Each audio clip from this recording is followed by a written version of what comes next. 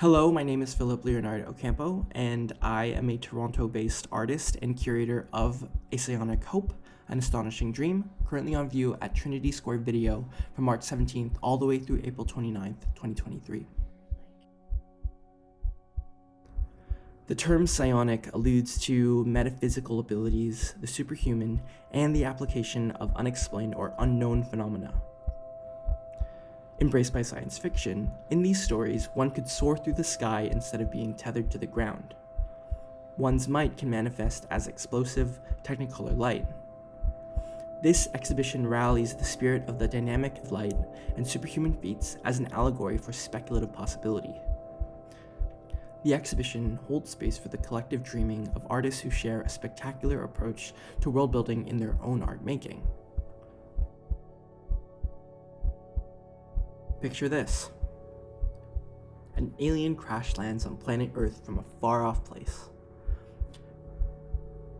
Impact by Wright plays with this long-standing comics trope by way of a sculptural installation that features a painted humanoid-ish figure floating within a fragment of a starscape.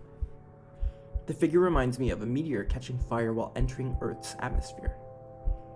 Through a sculptural approach to painting, Curtia's work invites audiences to speculate on a galactic anomaly, and the intrigue that surrounds the existence of this incredible being. What far-off world might this being have come from? Like an origin story, you'll notice some playful references to comic books, superhero tropes, and lore throughout the show. As a meeting of contemporary art and comic book culture, this exhibition also features a publication that borrows aesthetic cues from the covers and pages of comics by Gone, combined with the usual components of an exhibition catalog.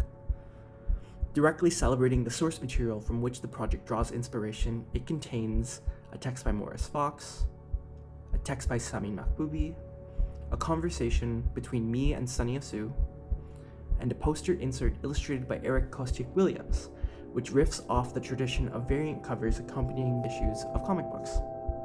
This book can be interpreted as an additional artwork to the exhibition itself. And I like to think that through this homage, this project could, in some small way, contribute to the very publication history that it is privy to. Camille Jodoin-Eng's Fields houses a plinth covered in papier-mâché that draws your eye to its quiet glow. Once you peer into the lightbox perched on top of it, an illusion of infinity reveals itself. Seeking images and icons where human language fails, Camille's symbols and glyphs embody a desire to give shape to elusive sensations and emotions, all brought to life by deeply personal logic. Multiplying these curious shapes reminiscent of plant life countless times forges a quiet moment of meditative viewing. It's a biological microverse, a site of fractal contemplation, a hypnotic reprieve, and a well-kept secret. Here, Tyler Matheson stretches holographic lycra over stretchers in different shapes: a triangle, a diamond, and a set of sparkles. The glittering quality to Matheson's paintings are revealed upon interaction with the lights of the gallery, referencing queer performance and its flamboyance and extravagance. Spandex is a fabric deeply associated with superhero costumes, but also dance costumes. Indulging a sense of make-believe, Matheson draws parallels between gender performance and heroism, teasing out the dormant potentials that lie within all of us. Positioned in the line of view just beyond each other, Camille and Tyler both make advantageous use of refracted light in combination with textured surfaces. Camille's papier-mâché plinth assumes a textural noise that is also present in Matheson's lycra, but they differ in that Tyler's works require bright lights to activate its iridescence, and Camille's lightbox requires darkness to mirror the LED lights that activate its glass-blown shapes. Tyler Matheson's Your Disco Needs You pays homage to the transportive potential of the queer dance floor. This work recalls gay anthems of decades past. From Donna Summer to Bronski Beat, it references the songs that queer communities have appropriated as emblematic of their perseverance and joy for decades. The faint sounds of these songs can be heard as a hovering fabric projects low-res karaoke videos onto the floor. There is a specter in the gallery, and it brings with it traces of queer time. These anthems are obfuscated as if you heard them in passing, in disorientation, or as you collect yourself in the bathroom of a nightclub. 4 characters perform in sync, moving to a score that doesn't quite sound like the expected pop hit. In a music video format, each performer serenades the camera with lyrics transcribing the peculiar voice that hovers over the video.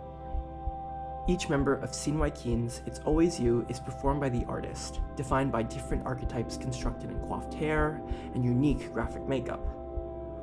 Composited into the same space, Sin invites you to immerse yourself in a fictional continuity that mimics capitalist landscape in complex relation to the facets of individual identity. Using speculative fiction within performance, Sin explores the art of drag as a tool to intervene within binary understandings of identity and commodified desire. Sin becomes a shapeshifter, crafting alter egos that create an ecosystem of interconnected perspectives, refracting singular understandings of the self into an arrangement of multiple voices. While Jodoin-Eng's audio does have a subtle backing track, the spoken lyrics of this video work take center stage. Tyler Matheson, whose video installation consists of only background instrumentals, almost merges with Jodoin-Eng's vocals through a subtle sound bleed in the gallery. Sonically, they allude to filling the inverse space of one another. 9 survivors traverse the aftermath of environmental tragedy in Santiago, Tamayo Soler's Leonard. An environment fraught with barren soil, in this speculative future, humankind's extractive intervention and greed have salted the earth, damming this version of the Andes near irreparably.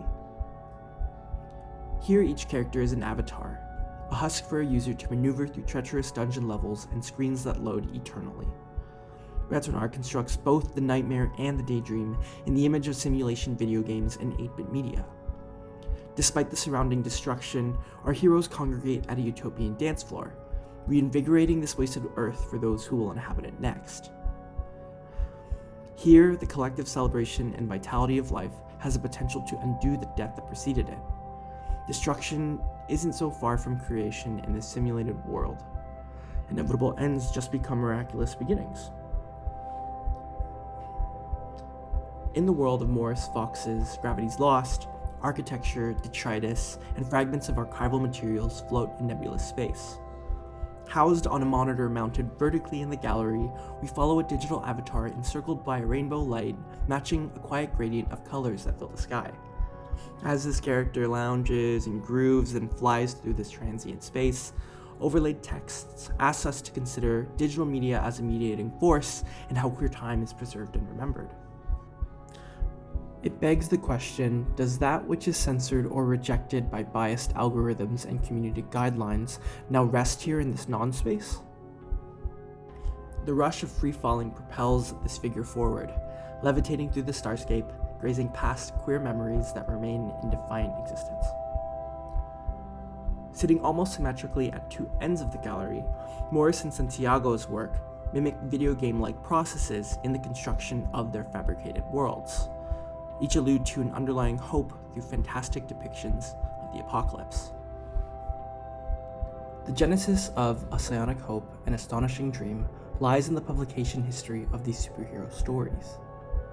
A staple in popular culture for decades, its various titles tell stories of superhuman strength, far-off places, and heroism in the face of impossible odds. These fantastic worlds and heroes taught me how to dream for myself limitlessly and without fear. They are the foundations from which the broader themes of this exhibition emerge, the very same dreaming that guided me through my most formative years and continues to guide me through how I frame my own identity as someone who navigates marginalized experiences. There's something to be said about curating with a sense of play and wonder. A friend of mine told me that the excitable energy of the space reminded them of an arcade, which I really loved. On the topic of superheroes, curation as a process in this context is not unlike assembling a team. Each participant chosen for their unique skill in collaboration within a collective unit. In November of 2022, I stood before an evening fireworks show at Disney World's Magic Kingdom with my sisters. The pure awe I felt as we watched these explosions in the air felt emotional and transformative. The moment felt like a benchmark. I looked with eager wonder towards my future beyond the Technicolor sky.